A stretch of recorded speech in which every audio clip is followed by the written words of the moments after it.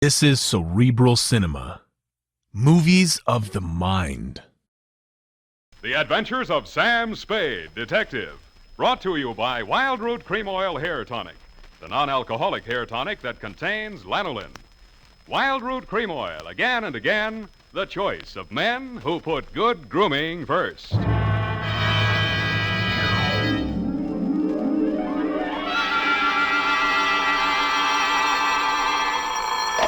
Sam Spade Detective Agency? It's me, sweetheart. Back from resisting arrest. Oh, Sam! Oh, Sam, you better not talk. The homicide people may be tapping our wire. Let them tap, Effie. I can take my medicine. Perhaps it's better this way. I'm strangely content. I'll walk down that last mile with dignity and a plum. A plum? You'll even be eating while you're going to your left? Why not, Effie? Why not? If this caper was to be my last, then so be it. It brought me everything a woman's passionate love.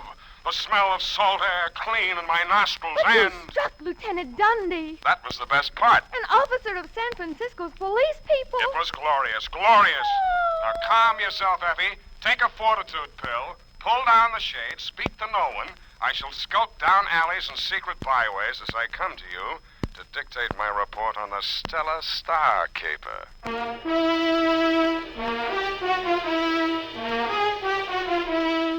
Dashiell Hammett, America's leading detective fiction writer and creator of Sam Spade, the hard-boiled private eye, and William Spear, radio's outstanding producer-director of mystery and crime drama, join their talents to make your hair stand on end with the adventures of Sam Spade. Presented by the makers of Wild Root Cream Oil for the hair.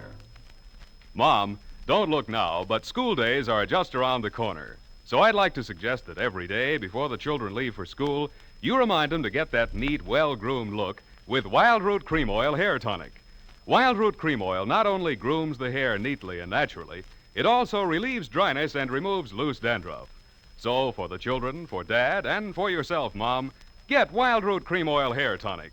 Now in a new 25-cent get-acquainted size. Wild Root Cream Oil Hair Tonic, a friend of the family. And now, with Howard Duff starring as Spade, Wild Root brings to the air the greatest private detective of them all in the adventures of Sam Spade.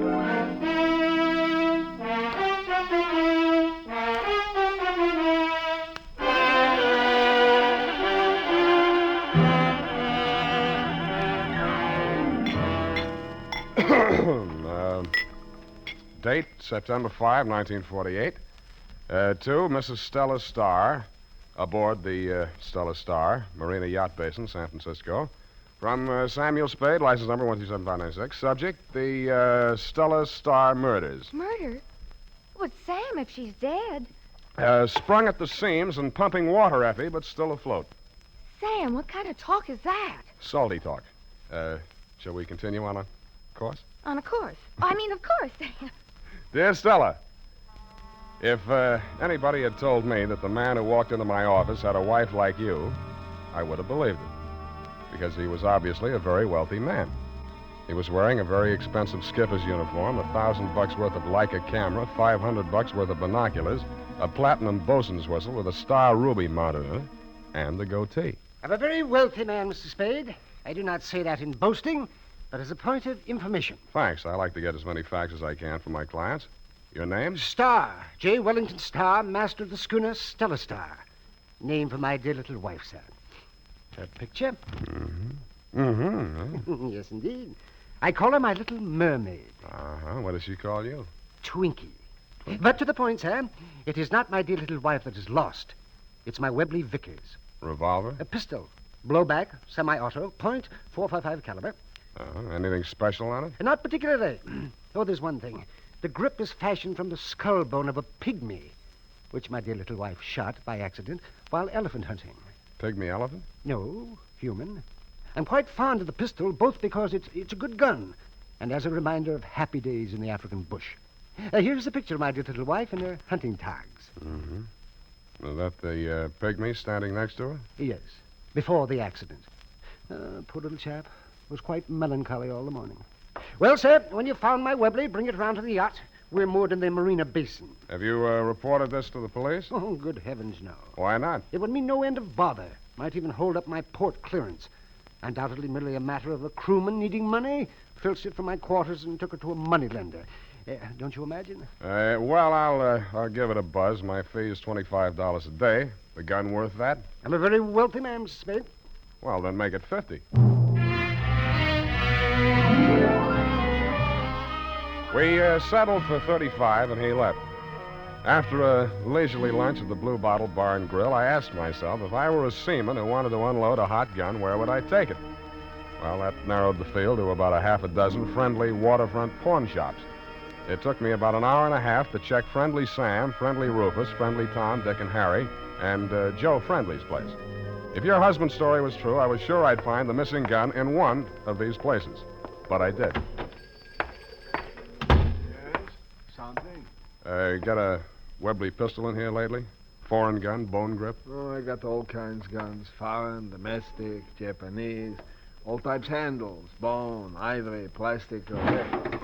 Take your pick, choose it what you like it. Let me see that one there. That I can't sell. The ship ain't sailed yet. I got news for you, Joe. This one's hot. A living newspaper he is. How do you think I keep this place so warm with the fogs rolling in all the time? Who pledged it? Nah. Funny thing, I forgot to write it down. What's your interest? What's your name? Spade? Sam Spade. Private eye detective. The very same. Take it. An honor to be in cooperation with you. You'll sign my guest book. A pleasure. Thank you, Joe. Well, Sam Spade. Good night, sweetheart.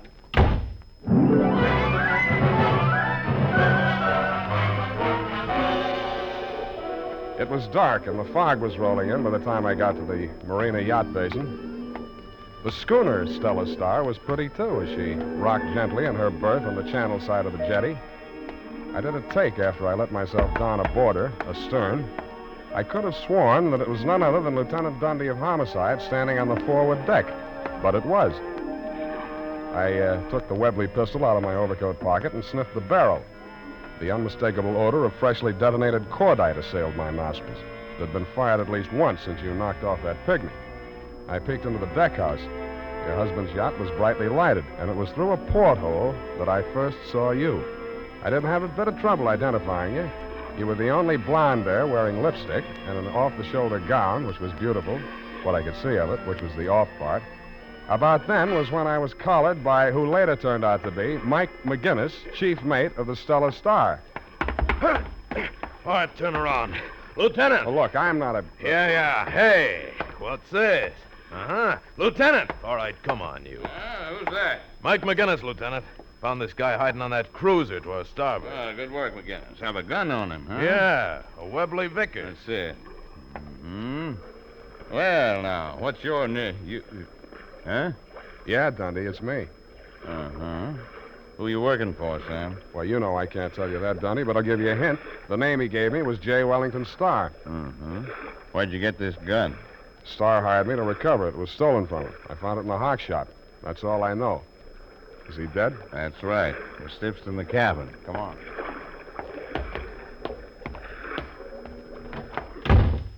Good evening, all. Oh, now, please. Now, Mrs. Starr, we mustn't be hysterical. Do you identify this man? Oh, that's him. The face, the porthole. He was wearing a gray hat, I remember now. Now, that's a very serious statement, Mrs. Starr. Are you absolutely sure of your Oh, identification? Lieutenant, that's the man who shot my husband. I never forget a face. Oh, now, please, Mrs. Starr. Mrs. Starr. Why this perfidious formality suddenly? Well, look, Dundee, you don't seriously... Sam, I don't know what to think. That is I won't true. know till ballistics tell me the slug in the body didn't come from this gun. Oh, well, it did, Dundee. Oh, you see, he admits it. Is that what you're doing, Sam? Oh, I don't make any statement without my lawyer, but this gun smells like cordite, and this dame here smells like frame. What's she got against you? I don't know. I never saw her before in my entire V. Oh, Sam, how can you say that? After all we've been to each other, the promises you made. We're in this together, darling. You shot him. All right, but because I inflamed your passions. But I'll stand by you. That's the only You're decent a fine, brave little woman. Now, Mrs. Starr, I'd like you to make that statement again. This time we'll write it thing. down. Oh, must I, with poor Twinkie's body lying there so... Now, you Sergeant Pull-House, get this stiff. Take it away. I got it again. Now, Mrs. Starr, you say you went ashore early this afternoon. Huh? Yes, Lieutenant. I wanted to see Sam. I wanted to talk to him. I wanted to tell him that it was all madness and could never be. But I disagreed. We met at a little restaurant off the beaten track where we often meet. What restaurant was that, Mrs. Starr? Well, just a little Italian place near his apartment. Yeah, just a small place. It just says pizza. And they draw the curtains across the booth. Iron curtain, Dundee, and I always arrived in disguise wearing an iron mask. Oh, Yeah, Sam. continue. When you left the boat, you took something with you. Yes, the gun. That gun. Twinkie was so upset. Over Sam, that is. He had threatened self-destruction. I was afraid to leave him alone with this gun and I... Don't stop. This is exciting. Darling, you tell the rest of it. We may as well face it out. The truth is our only hope. Well, okay. Here's the rest of her story, Dundee. No. I can't let you Here's her confess. story. No, I'll... She told me it was all over between us, see? The Twinkie had threatened to blow his brains out. Then she showed me the gun, see? I grabbed it away from her. There was a struggle. Then she pleaded with me. I told her if I couldn't have her, no other man would. She jumped on her broom and came down here to warn him. And that's when I put on my gray hat, cocked my pistol, and made a widow out of her. You got all that, Dundee? Now, wait a minute. You endorse this statement, Mrs. Starr? Why, no. Yes, Okay, Dundee, okay. You got all the dope. Now take me down and book me or let me go home. Well, Sam, I'm afraid I'm going to have to take you. Why, you... You, Stella, were still wearing a puzzled expression under your tear-stained makeup when I embraced you and turned quickly away and said to Lieutenant Dundee, I am ready. You called after me, but I didn't look back. My face was in a mobile mask as with slow, steady, inexorable steps, I walked out into the fog. Lieutenant Dundee cliched along beside me. And another thing, Dundee, I'll nail you for false arrest. Did you ever stop to think how long you've been a lieutenant of detectives? What does Mrs. Dundee say when you come home day after day without a promotion? Pretty story for the papers, too. Gullible Dick, enmeshed in yarn of seagoing glamour girl. You'll be back pounding a beat. How will your stupid little son explain that to his classmates at St. Agatha's? Well, speak up here, you cat. Got your tongue? Sergeant Powellhouse! Go and check on things. Check on things, right? Look, Sam, I know that dame is lying. But why did you have to play along with her? You leave me with Hobson's choice. Yeah, that's smart of you, Dunny. That's shrewd. But look at it this way. Give her enough rope and she'll dig her own grave. There are more ways of skinning a cat than swinging it by its tail. Follow me? Yeah. Combined operations, Dundy. I'll go on the lam, see? Now, wait. Gee, I'll give her a pitch, something like this. I told that story to save your neck, I say. Why, she asked. Because it's a beautiful neck, I say. That's the part where I kiss it all the way down to the shoulder, see? Yeah. Well, Sam, it won't wash. Look perfectly clean to me. Now, be serious, Sam. I can't do it. You shot off your mouth, now you have to pay the piper. Now, Dundee, all I have to do is demand a paraffin test. I haven't fired a gun since that day you scored 48 out of a possible 100 on the police range. And I'll publish that score, too. I had a cold. Sam, are you leveling? I am. You'll be an object of ridicule, the butt of all abuse, target for the night. Okay, Sam. Hit me. Do I have to? I can't look like I let you go without a fight. Okay, Dundee, but I'd like you to know this is going to hurt you worse than it does me. Thanks, Sam. Now, take it. No, and watch it. Hey, come back here. Halt! Stop where you are. Ah! They'll never catch me alive! Never!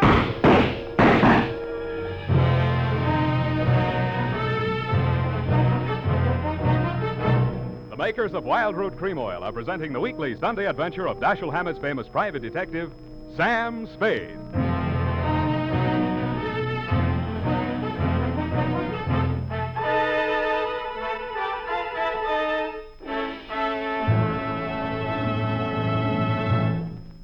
Now, here's important news on good grooming.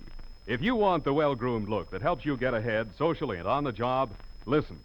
Recently, thousands of people from coast to coast who bought Wild Root Cream Oil for the first time were asked, how does Wild Root Cream Oil compare with the hair tonic you previously used? The results were amazing. 5, better than 4 out of 5, better than... What did you want? Confession to a murder if you got one handy. Who? That pig, Wellington Starr?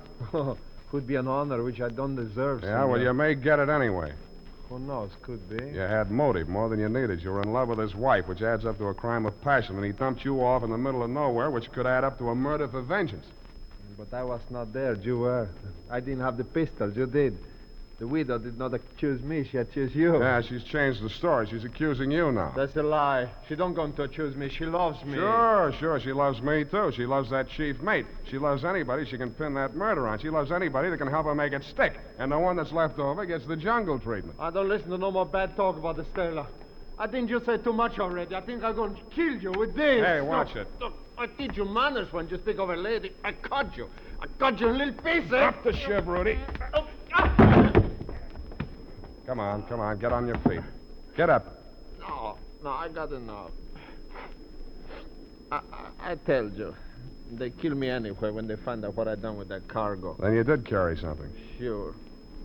They had this load ready to go. The regular pilot got malaria. It was a way out. I want to find her again and pay off that pig.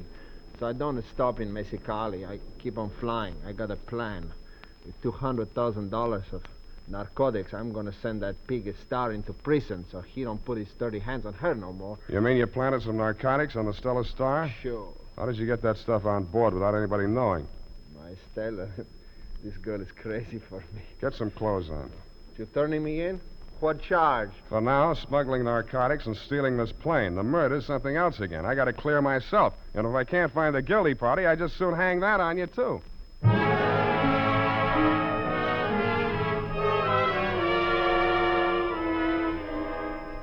I hope the guilty party wasn't you, Stella dear. Because if it was, your Latin torchbearer was not the man to help me put the torch to you. It was 3:30 in the a.m. when we arrived aboard the Stella Starr. I had brought along with me for the occasion none other than Lieutenant Dundee, who, except for the adhesive tape over his inscrutable chin, was wearing dark glasses. I could have sworn I saw your lovely puss framed in the cabin porthole as we made our way up the jetty. But when we got there, the cabin was bare. I could almost have believed your story about the secret panel, but it was true after all. I pulled down on the light fixture over the map. There was not only a secret panel, but a secret passageway. A narrow flight of steps, ladder to you, led into a compartment that looked like part of the forward hold. You and Jungle Love number 2, the Irish philosopher Mike McGinnis, were bending over a pile of roll-your-own-type tobacco sacks. A few $1,000, $100,000 I can always use. You mean you won't need me? That's what you're thinking, isn't it? Well, I've got an interest in this stuff. If the skipper had been caught with it, I'd have gone up with him. What are you talking about? My husband didn't even know that stuff had been brought aboard. Oh, what are you handing me? Rudy brought it, and I helped him. Poor idiot thought I did send Wellington up and clear the decks for him. Oh, so that's what you had in mind. Oh, my darling, of course not. I did it for you. I'm going to make the pinch. Easy, Dundee. We want to hear this. Oh, yeah. Okay. I'll believe it when you turn him in for the murder. But, darling, I already told Sam that Rudy did it. Did he?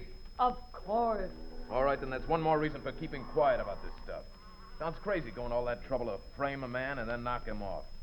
Oh, it's a better story without it. Oh, darling, you think of everything.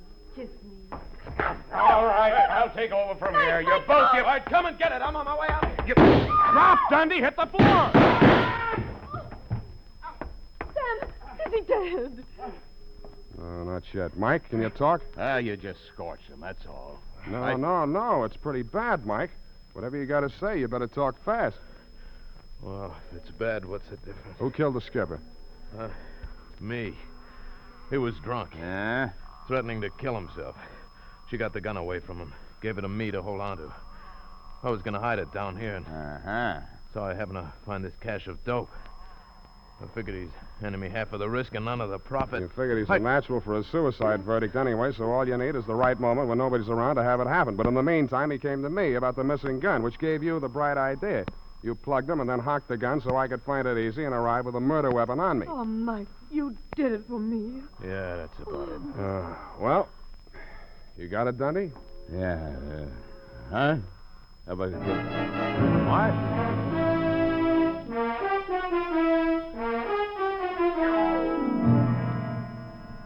Lieutenant Dundee explained the caper to me as we sat over a lukewarm cup of chicory in his hideous apartment. And once again was I struck with the well-nigh indescribable thought processes of this otherwise simple man. And it suddenly struck me that Dundee, spelled backwards, is Edened.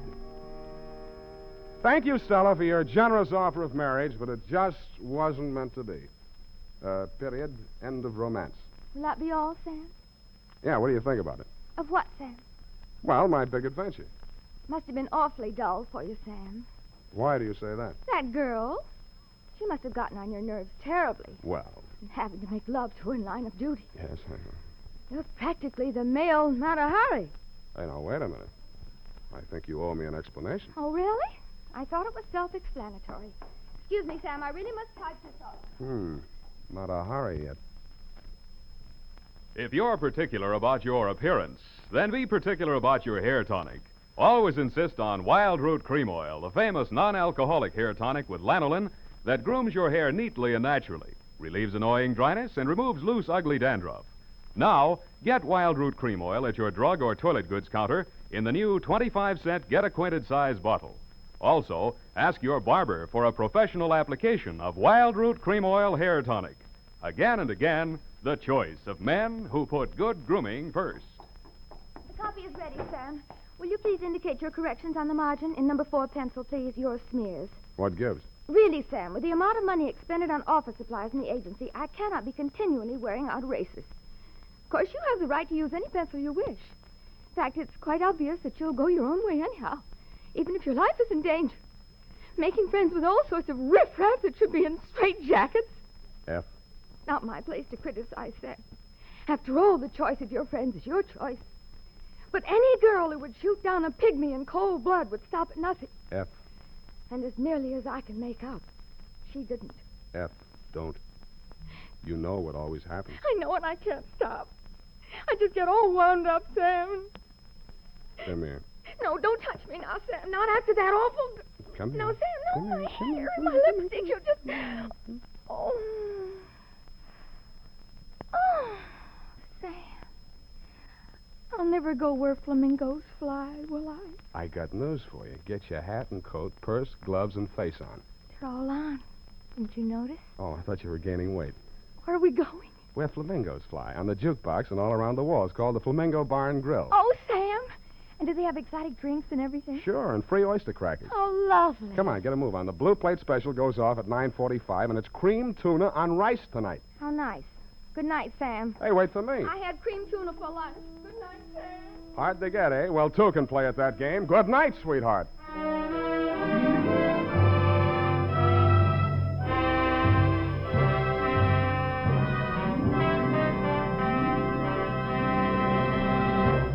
The Adventures of Sam Spade, Dashiell Hammett's famous private detective, are produced and directed by William Spear. Sam Spade is played by Howard Duff. Lorene Tuttle is Effie. The Adventures of Sam Spade are written for radio by Bob Tallman and Gil Dowd. Musical direction by Lud Gluskin, with score composed by Renee Garrigang.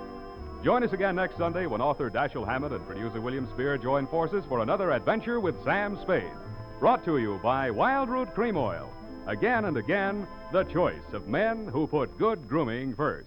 This is Dick Joy reminding you to get Wild Root Cream Oil, Charlie. It keeps your hair in trim. You see, it's non-alcoholic, Charlie. It's made with soothing lanolin. You better get Wild Root Cream Oil, Charlie. Start using it today. You'll find that you will have a tough time, Charlie, keeping all the gals away. Hiya, Baldy. Get Wild Root right away.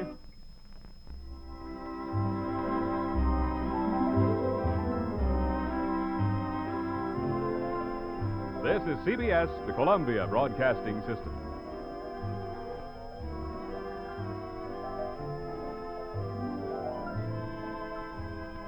Cerebral Cinema hopes you have enjoyed this movie of the mind.